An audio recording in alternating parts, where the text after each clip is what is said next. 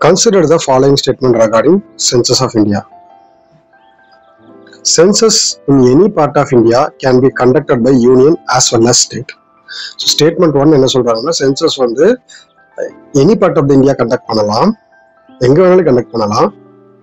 Union and state ரெண்டுமே சேர்ந்து central and state ரெண்டு பேருமே சேர்ந்து கண்டக்ட் பண்ணலாம் அப்படின்னு சொல்லி போட்டிருக்காங்க. So actually union as well as state ரெண்டு பேருமே கண்டெஸ்ட் பண்ணலாம்னு போட்டிருக்காங்க. பட் ஸ்டேட்மெண்ட் 1 வந்து பாத்தீங்க அப்படின்னா தப்பு. So it is contested only by union. Okay, there is a constitutional or legal requirement that it is needed to be conducted decennially. So yes, there is a அதாவது census வந்து பாத்தீங்கன்னா constitutional mandate இருக்கு. So census is constitutional mandate in India. But இந்த இடத்துல வந்து பாத்தீங்க அப்படின்னா that is needed to be conducted decennially. So decennially conduct பண்ணலாமா அப்படின்னா ஸோ இந்த இடத்துல வந்து கான்ஸ்டிடியூஷனல் ஆர் லீகல் பேக்கப் வந்து டெசினியலி கண்டக்ட் பண்ணலாமான்னு கிடையாது. பட் சென்சஸ் கண்டக்ட் பண்ணணுங்கிறது கான்ஸ்டிடியூஷன் மேண்டேட்டா இருக்கு. ஸோ ஸ்டேட்மெண்ட் 2 வந்து partially correct, partially wrong. So the Register General and Census Commission is conducted under Ministry of Home Affairs. Yes. So actually வந்து பாத்தீங்கன்னா census வந்து Ministry of Home Affairs கீழ தான் வருது. But இதுல வந்து பாத்தீங்க அப்படின்னா நம்ம ஒரு பாயிண்ட் ஆஃப் வியூல வந்து பாத்துக்கிட்டோம் அப்படின்னா ஸ்டேட்மெண்ட் 1 வந்து தப்பு, ஸ்டேட்மெண்ட் 2 வந்து பார்ஷியலி கரெக்ட். ஸோ ஆக்சுவலா வந்து பாத்தீங்க அப்படின்னா ஸ்டேட்மெண்ட் 2 வந்து தப்பு தான். ஏன்னா இந்த இடத்துல வந்து there is a constitutional and legal requirement. But 10 வருஷத்துக்கு ஒன்ஸ் கண்டிப்பா நடக்கணும்னு எங்கேயுமே மென்ஷன் பண்ண கிடையாது. ஸோ ஸ்டேட்மெண்ட் 2 வந்து தப்பு, ஒன்லி 1. ஸ்டேட்மெண்ட் 3 தான் கரெக்ட். இந்த இடத்துல ஏன் நான் திரும்ப சொல்றேன்னா இந்த இடத்துல கன்ஃபியூஸ் ஆகும். ஜென்ரலா படிக்கும்போது there is a constitutional legal backup அப்படின்னு சொல்லி படிச்சிருவோம். பட் இந்த இடத்துல வந்து பாத்தீங்கன்னா சென்சஸ் வந்து மேண்டேட், சென்சஸ் கண்டக்ட் பண்ணுங்கிறது மேண்டேட் தான். பட் அதுக்கு கான்ஸ்டிடியூஷனலோ லீகலாவோ எந்த ஒரு ப்ரொவிஷனும் கிடையாது 10 வருஷத்துக்கு ஒன்ஸ் கண்டக்ட் பண்ணுன்ட்டு. ஸோ ஆன்சர் வந்து ஏ. ஆன்சர் வந்து A, only 1. Okay, population census listed in union list. So இந்த வார்த்தை ரொம்ப ரொம்ப முக்கியம். என்ன list? Union list. entry number 69. The 7th schedule under article 246. So 7th schedule under article 246. Legal framework. Census is conducted under the provisions of Census Act. So Census Act 1948. Legal framework. Actually census இந்த பாத்தீங்கன்னா it is conducted under Census Act 1948. Census is constitutionally mandated in India. பாருங்க, census is constitutionally mandated in India, but there is no constitutional or legal requirement that it is needed to be conducted decennially. Census எடுக்கணும் தான், but கண்டிப்பா 10 வருஷத்துக்கு ஒரு census எடுக்கணும் அப்படிங்கிறது வந்து பாத்தீங்கன்னா நமக்கு வந்து லீகல் மேண்டேட் கிடையாது. It is conducted by Register General and Census Commission, Ministry of Home Affairs. So Ministry of Home Affairs, census பத்தின details. Okay, consider the following statement. Regular bill granted. So இது வந்து பார்த்தீங்கன்னா bill features, types of bill and it's features. So ஆக்சுவலாக வந்து பார்த்தீங்க அப்படின்னா இதில் வந்து என்ன சொல்றாங்கன்னா regular bill granted before regular bail, types of bails. Bail நம்ம வந்து இது பண்ணுவோம் இல்லைங்களா, ஜெயில். ஸோ அந்த concepts. So bail, so regular bail. So regular bail வந்து பார்த்தீங்க அப்படின்னா granted before the formal hearing of regular அப்படின்னு சொல்றாங்க. ஸோ இந்த இடத்துல வந்து பார்த்தீங்க அப்படின்னா statement 1. So interim bail, statement 2, granted to the individual who is in police custody. So actually வந்து பாத்தீங்க அப்படின்னா it is, so statement 2 வந்து தப்பு. Anticipatory bail. So actually anticipatory bail அப்படிங்கிறது கரெக்ட் தான். ஆக்சுவலா வந்து பாத்தீங்கன்னா என்னது, ஸோ ஸ்டேட்மெண்ட் 1 தப்பு, ஸ்டேட்மெண்ட் 2 தப்பு, ஸ்டேட்மெண்ட் 3 வந்து கரெக்ட். என்ன சொல்லுது, ஆன்டிசிபேட்டரி பெயில் அப்படிங்கிறது என்னதுன்னா allow a person to avoid arrest. Allow a person to avoid arrest in anticipation. So இதுதான் ஆன்டிசிபேட்டரி பெயில். ஸோ ஆக்சுவலா ஸ்டேட்மெண்ட் 3 மட்டும் தான் கரெக்ட், ஸ்டேட்மெண்ட் 1 தப்பு, ஸ்டேட்மெண்ட் 2 தப்பு. ஆன்சர் வந்து ஒன்லி 1 பேர். ஓகே, ஆன்சர் வந்து பாத்தீங்க அப்படின்னா ஒன்லி 1 பேர். Okay, so next definition of the bail. So ஆக்சுவலா bail refers to the constitutional release of an defendant with a promise to appear in court when required. So bail அப்படிங்கிற கண்டிஷனே, fail அப்படின்னு கொடுக்கறதுக்கு முன்னாடி ஃபர்ஸ்ட் கண்டிஷன் என்ன அப்படின்னா அதாவது court எப்பெல்லாம் வந்து பாத்தீங்கன்னா அந்த கன்சர்ன் பர்சன் வந்து அப்பியர் ஆக சொல்றாங்களோ அப்போ வந்து என்ன ஆகணும், மறக்காம வந்து அப்பியர் ஆகணும். இதுதான் வந்து பாத்தீங்க அப்படின்னா ஃபர்ஸ்ட் பெயிலோட basic requirement. It also includes security deposits to ensure the accused released. So இந்த இடத்துல வந்து பாத்தீங்கன்னா ஒரு செக்யூரிட்டி டெபாசிட்டும் கேட்கறாங்க. ஒன்ஸ் ஒருத்தர் ரிலீஸ் பண்றதுக்கு முன்னாடி அந்த கன்சர்ன் பர்சன் என்ன பண்ணணும் அப்படின்னா ஒரு குறிப்பிட்ட அமௌண்ட் வந்து செக்யூரிட்டி டெபாசிட்டா கட்டணும். Types of bail. Regular, granted to an individual who is in the police custody. So regular bail வந்து பாத்தீங்க அப்படின்னா granted to the individual who is in the police custody. இது வந்து regular bail. Okay, so first வந்து regular bail என்ன சொல்லியிருக்காங்க, regular bail is granted before the formal hearing. So formal hearing எல்லாம் கிடையாது. ஒன்ஸ் அரெஸ்ட் ஆயிட்ட அப்புறம், அதாவது இது வந்து தப்பு. ஸோ ஒன்ஸ் அரெஸ்ட் ஆயிட்ட அப்புறம் granted to the individual who is in police custody. Police கஸ்டடியில இருக்கிறவங்களுக்கு கொடுக்குற பெயில் பேர் தான் வந்து பாத்தீங்கன்னா regular bail. Okay, so next interim bail. Temporary bail granted before the formal hearing. பாருங்க, interim bail அப்படிங்கிறது என்னன்னா temporary bail granted before the formal hearing or regular anticipatory bail application. So ஆக்சுவலா இது வந்து ஃபார்மல் ஹியரிங்க்கு முன்னாடியே வந்து ரெகுலர் பெயில் வந்து கிடைச்சிரும். இன்ட்ரீம் பெயில் வந்து வாங்கிடுவாங்க. இன்ட்ரீம் பெயில் அப்படிங்கிறது என்னது, டெம்பரரி பெயில். ஆன்டிசிபேட்டரி பெயில் அப்படிங்கிறது அரெஸ்ட்டை தடுக்கிறதுக்கு முன்னாடியே வாங்கிக்கிறதுக்கு anticipatory bail. So next goods and service tax. So டாக்ஸேஷனை பத்தி வருஷத்துக்கு ஒரு கொஸ்டின் கண்டிப்பா வந்துட்டே இருக்கும். So consider the following statement with reference to goods and service tax. It is a statutory body. First வந்து பாத்தீங்கன்னா ஜிஎஸ்டி வந்து பாத்தீங்கன்னா ஸ்டாச்சுட்டரி பாடியா. ஸோ ஃபர்ஸ்ட் அதாவது வந்து நம்ம தெரிஞ்சுக்கணும். So, under the Central Goods and Service Tax Act 2017. So, இது வந்து first statement வந்து பாத்தீங்கன்னா it is a statutory பாடியான கிடையாது. So, it is not a statutory body. So, இது வந்து பாத்தீங்க அப்படின்னா first statement தப்பு. Second statement. So, it is decided which goods and services should be exempted. It decides. Actually, question என்னது? Question வந்து பாத்தீங்க அப்படின்னா GST Council. Consider the following about GST Council. Council, அப்ப கவுன்சில் பத்தி கேக்குறாங்க. கவுன்சில் ஸ்டாச்சுட்டரி பாடியா அப்படின்னா council it's not a statutory body. Council GST council is not a statutory body. Statement 1 வந்து தப்பு. ஸோ ஸ்டேட்மெண்ட் 1 வந்து பாத்தீங்கன்னா தப்பு. ஸ்டேட்மெண்ட் 1 தப்பு அப்படின்னா 2 and 3 ஒன்லி. இப்போ 2 கரெக்டா இல்லைன்னு பார்க்கணும். It is decided which goods and services should be exempted from GST. So கவுன்சிலோட வேலையே வந்து அதுதான். ஆக்சுவலா என்ன கூட் இருக்கணும், என்ன கூட் இருக்கக்கூடாது, அது ஜிஎஸ்டி கொள்ள அப்படின்னு சொல்றது. ஸோ ஸ்டேட்மெண்ட் 2 and 3 வந்து correct. So okay, GST Council established by the President under Article 279A. So GST Council வந்து பாத்தீங்க அப்படின்னா யார் எஸ்டாப்ளிஷ் பண்ணா, president, under article 279A clause 1. அதுக்கு அடுத்து amended constitution. It is collaborative body between center and the state. So இது வந்து பாத்தீங்கன்னா ஜிஎஸ்டி அப்படிங்கிறது வந்து இட் இஸ் கொலாபரேட்டிவ் பாடி. ஏன்னா சென்டரும் ஜிஎஸ்டி கட்டுறாங்க, ஸ்டேட், அதாவது ஸ்டேட்டுக்கும் வந்து பாத்தீங்கன்னா குறிப்பிட்ட டாக்ஸஸ் வந்து டிவால்வ் பண்ணி கொடுப்பாங்க. Finance Minister serves as a chairperson and Ministry of Finance Minister serves as a chairperson and Ministry of State for Finance is also members.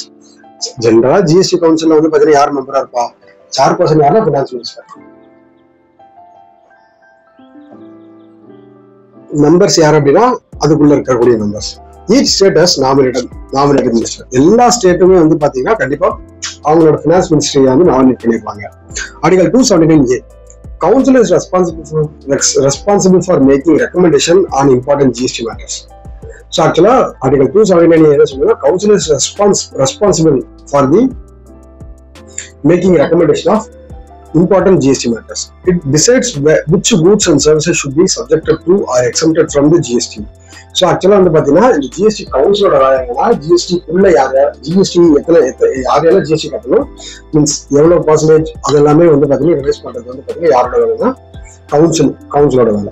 It is decide which goods and services should be subjected for exemption. அதான் exemption கொடுக்கணுமா வேணுமா அப்படின்னு decide பண்றது அவங்க தான். It also task with determining the various GST rate slabs. GST rate slabs determine பண்றது யாரு, GST council தான். ஓகேங்களா? Next question. Which are the following statement with reference to the National Judicial Appointment Commission is correct? Commission. National Judicial Appointment Commission is correct.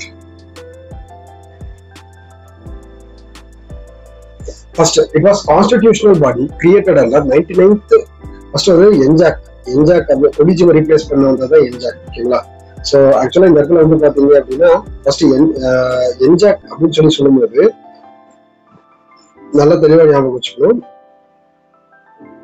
It was constituted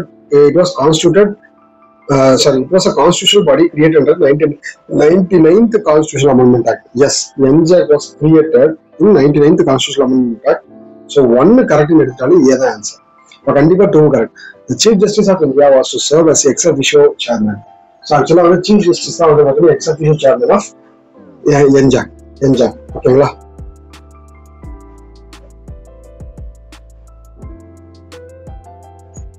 so collegium system actually இப்போ நம்ம வந்து NJAC versus collegiate system. So the main question தான் கண்டிப்பா prelims கேட்க போறாங்க. So actually 4 judges cases 2015 Supreme Court declared that NJAC is unconstitutional. So Supreme Court என்ன சொல்றாங்க அப்படின்னா NJAC வந்து unconstitutional சொல்றாங்க. So the bench வந்து 4-1 members decision citing concern over the judicial implement and inadequate representation. So actually Supreme Court என்ன சொல்றாங்க NJAC வந்து unconstitutional இருக்கு because of inadequate representation அப்படினு சொல்றாங்க. Consider the following statement regarding the Nipah virus. So actually வந்து பாத்தீங்கன்னா Nipah virus ரிலேட்டடா கேட்டிருக்காங்க. It is a bacteriophage virus னு சொல்லிருக்காங்க. So first statement is தப்பு. It is not a bacteriophage virus, it is a zoonotic virus. It is double stranded அப்படினு சொல்றாங்க. So actually வந்து பாத்தீங்க அப்படின்னா வைரஸ் வந்து டபுள் ஸ்டாண்டர்டா அப்படின்னு கேட்டால் கிடையாது, இது வந்து single standard. So Nipah virus single standard. So ரெண்டு ஸ்டேட்மெண்ட் தப்பு. Bats are considered to be carrier of Nipah virus. Yes, bats இது வந்து ரொம்ப ஃபேமஸான இந்த பாயிண்ட் வந்து ரொம்ப ஃபேமஸ். பேட்ஸ் தான் வந்து வவ்வால் தான் வந்து பார்த்தீங்கன்னா famous to be carrier of Nipah virus. So statement 1, அதாவது ஸ்டேட்மெண்ட் 3 மட்டும் தான் கரெக்ட். ஓகேங்களா? Option A, explanation A about Nipah virus. It is a zoonotic virus. So it is a zoonotic virus transferred from animals to humans. Animals வந்து humans carry ஆகக்கூடிய virus தான் இது வந்து பார்த்தீங்கன்னா Nipah virus. What is in the bacteriophage? Viruses that are attacking bacteria is called as bacteriophage. So Nipah virus is single stranded RNA virus. அங்க double stranded கொடுத்திருக்காங்க. Single stranded. It is a member of Hepinivirus genus. Hepinivirus genus. Henivirus genus. Henipa virus genus. It causes the range severe illness, including respiratory infections, fatal encephalitis. So யானை கல்வியாதி, அதுக்கடுத்து வந்து பார்த்தீங்க அப்படின்னா காய்ச்சல், இந்த மாதிரி அண்ட் ஆல்சோ மூச்சு விடுறதுல வந்து பார்த்தீங்கன்னா நிறைய பிரச்சனை வந்து உருவாகுது. The disease is named after the village in Malaysia. So Sungai Nipah, where it was first detected. So actually ஏன் வந்து இது வந்து Nipah அப்படின்னு பேர் வச்சிருக்காங்கன்னா because it is detected in that area in Malaysia. அவ்வளவுதான். Transmission. Bats are to be considered as a carrier of Nipah virus. Nipah spreads through bad urine, saliva, and contaminated fruit contact through other infection people. It initially appeared in domestic pigs, dogs, cats, goats, horses, and sheep. So actually வவ்வால் தான் வந்து பார்த்தீங்கன்னா initial carrier of this virus. So இது ரொம்ப ஃபேமஸாக கேரளாவில் அதிகமாக பாதிக்கப்பட்டாங்க. So fruit bad தான் வந்து பார்த்தீங்கன்னா most dangerous transmitter of this virus. Diagnosis. It can be established through real-time polymeric chain RT-PCR, polymerase chain reaction. So இந்த வார்த்தை வந்து நம்ம இதுக்கு முன்னாடி கேட்டிருப்போம். ஆக்சுவலாக PCR டெஸ்ட் வந்து பார்த்தீங்கன்னா ஃபர்ஸ்ட் Nipah, அதுக்கு அடுத்து வந்து கோவிடுக்கு PCR டெஸ்ட் நிறைய இடத்துல வந்து ரெக்கமெண்ட் பண்ணுவாங்க. ஆன்டிபாடி டிடெக்ஷன் வயா என்சைம்ஸ் லிங்க்டு இம்யூனோ அப்சார்பன்ட் அசே, எலிசா டெஸ்ட், வேற எதுவும் கிடையாது. ஆன்டிபாடிஸ் வந்து எலிசா டெஸ்ட் மூலமா நம்ம டிடெக்ட் பண்றாங்க. Prevention and treatment. No vaccine. பாருங்க, ஆக்சுவலா no vaccines available for human or animals. First வந்து இதுல என்ன தெரிஞ்சுக்கணும் அப்படின்னா Nipah வைரஸ்க்கு வேக்சின் கிடையாது. Nipah virus is a zoonotic. Nipah virus is zoonotic. It is transmitted from animals to humans. PCR test, ELISA test. அதாவது எலிசா டெஸ்ட் வேற நீங்க கமெண்ட் பண்ணுங்க. எலிசா டெஸ்ட் வந்து பாத்தீங்கன்னா வேற எதுக்கெல்லாம் PCR டெஸ்ட், எலிசா டெஸ்ட். நான் ஒரு விஷயத்துக்கு சொல்லிட்டேன், கோவிடுக்கு சொல்லிட்டேன். மற்ற வேற எதுக்கெல்லாம் PCR டெஸ்ட் வந்து யூஸ் பண்றாங்க, அதே மாதிரி வேற எதுக்கெல்லாம் எலிசா டெஸ்ட் யூஸ் பண்றாங்கன்ட்டு நீங்க வந்து கமெண்ட்ஸ்ல சொல்லுங்க. ஸோ இது வந்து இந்த வருஷம் இந்த கொஸ்டின் இப்போ நம்ம பார்க்க போற கொஸ்டின் வந்து இந்த வருஷம் எக்ஸாம்ல வரதுக்கு வாய்ப்புகள் நிறைய இருக்கு. வேற ஃபார்ம்ஸ்ல கூட வரலாம், பட் கோர் இதுதான். So BPALM regime. The term BPALM regime, recently seen in the news, is related to treatment of which of the following diseases? எந்த டிசீஸோட ட்ரீட்மெண்ட்டுக்கு BPALM regime ரெஜிமென் யூஸ் ஆகுதுன்னு கேட்குறாங்க. ஆக்சுவலாக இது வந்து ஆன்சர் வந்து பார்த்தீங்க அப்படின்னா டியூபர்குலோசிஸ், டிபி, டியூபர்குலோசிஸ், டிபி. இந்த வருஷம் ரொம்ப ரொம்ப முக்கியமான concept. Ministry has introduced the BPALM regime under National TB Elimination Program. அப்போ நேஷனல் டிபி எலிமினேஷன் ப்ரோக்ராம்னு ஒரு ப்ரோக்ராம் இருக்குது. அதை ஃபர்ஸ்ட் நமக்கு தெரியும். National TB elimination programme. BPALM regimen is considered of four drugs. bedaquiline,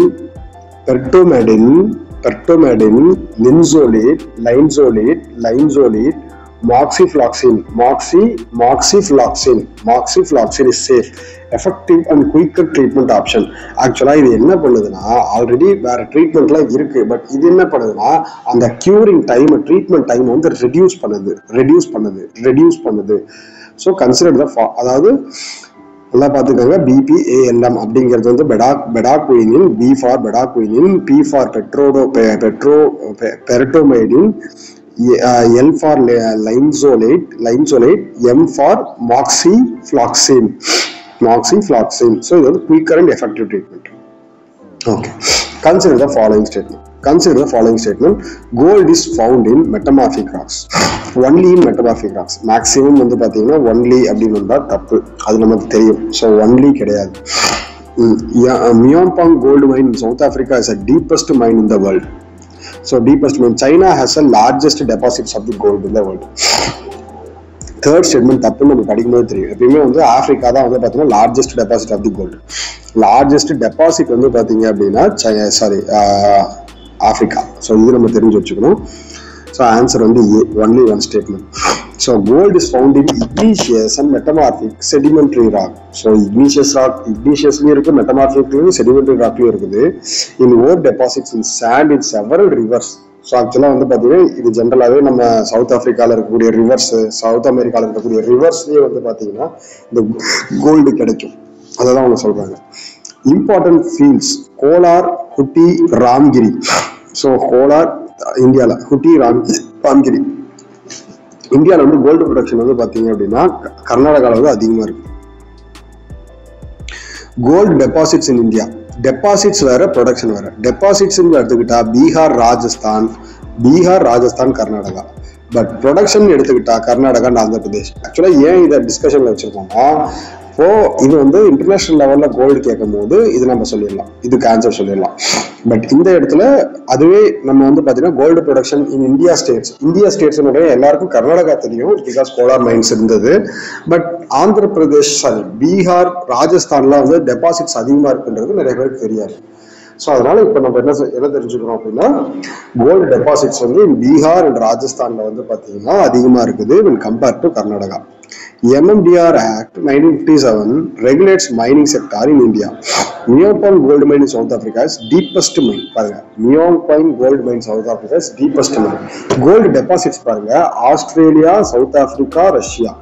Deposits of the gold, இது நல்லா பார்த்துக்கோங்க. Deposits of the gold, டெபாசிட்ல ஆஸ்திரேலியா, சவுத் ஆப்பிரிக்கா, அதுக்கு அடுத்து Russia. So Australia, South Africa, அதுக்கு அடுத்து ரஷ்யா. கோல்டு ப்ரொடக்ஷன்ல China, USA, South Africa. China தான் ஃபர்ஸ்ட் கோல்டு ப்ரொடக்ஷன்ல, USA தான் நெக்ஸ்ட். சைனா தான் ஃபர்ஸ்ட், USA தான் next. Consider the following statement reference to golden fibre jute. First வந்து கோல்டன் ஃபைபர் ஜூட்ங்கிறதே நமக்கு ஒரு பாயிண்ட் தான். India is largest producer of jute in the world. So என்ன சொல்லியிருக்காங்க, India is largest producer of jute in the world ன்னு சொல்லியிருக்காங்க. So ஆக்சுவலாக வந்து பார்த்தீங்க அப்படின்னா லார்ஜஸ்ட் கிடையாது. சாரி, இந்தியா வந்து லார்ஜஸ்ட் ப்ரொடியூசர் தான், கரெக்ட் தான். இந்தியாஸ் லார்ஜஸ்ட் ப்ரொடியூசர் தான். The first jute mill in India was set up in 1855 in Kolkata. Yes, ஆக்சுவலாக வந்து வெஸ்ட் பெங்காலில் கொல்கட்டாவில் 1855 வந்து பார்த்தீங்கன்னா ஃபர்ஸ்ட் ஜூட் மில் வந்து செட் பண்ணாங்க. ரெக்டிங் ப்ராசஸ், இதுதான் வந்து கொஸ்டின் வரதுக்கு வாய்ப்பு இருக்கு. Retting process associated with jute production which separates jute fibre from its stem of it jute plant. ஆக்சுவலாக இதுதான் இந்த ஸ்டேட்மெண்ட் வந்து ரொம்ப முக்கியம். Retting process is associated with jute production. So jute production, retting process வந்து பார்த்தீங்கன்னா ஜூட் ப்ரொடக்ஷனோட associate ஆயிருக்கு. கரெக்டு தான்.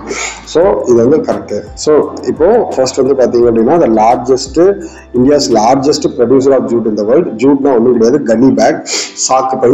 ஸோ அதுக்கு அடுத்து வந்து பார்த்தீங்க அப்படின்னா தார்பாய், சாக்குப்பை. The first jute mill in India was set up at 1855 in Kolkata. ரெக்டிங் ப்ராசஸ்னா அதாவது அந்த ஜூட்லேருந்து ஜூட் ஃபைபரை வந்து பிரித்து எடுக்கிறது. அந்த ஜூட் பிளான்ட்லேருந்து ஜூட் ஃபைபரை வந்து பிரித்து எடுக்கிறதுக்கு பேர் தான் வந்து பார்த்தீங்கன்னா ரெக்டிங் ப்ராசஸ். ஆக்சுவலாக வந்து இதில் 3மே correct. Answer 1, A, B and C. A, B and C. ஓகேங்களா?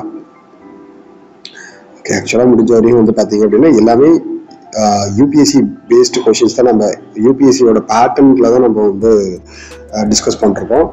ஸோ கண்டிப்பாக வந்து இதை ஃபாலோ பண்ணீங்க அப்படின்னா உங்களுக்கு எக்ஸாம்ஸில் இதுலேருந்து கொஷின் வர்றதுக்கு கண்டிப்பாக சான்சஸ் இருக்குது. ஓகேங்களா? தேங்க்யூ.